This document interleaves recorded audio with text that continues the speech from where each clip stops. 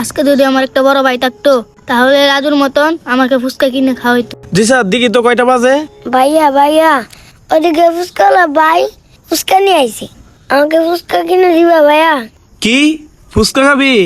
আচ্ছা ঠিক আছে, সমস্যা নাই, চল তোকে ফুচকা কিনে দি, আয় আমার সাথে।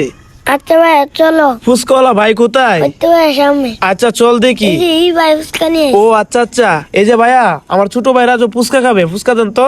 কি ভাই ফুচকা লাগবো? হ, আমার ছোট ভাই রাজুকে ফুচকা দেন। দাঁড়ান দিতাছি।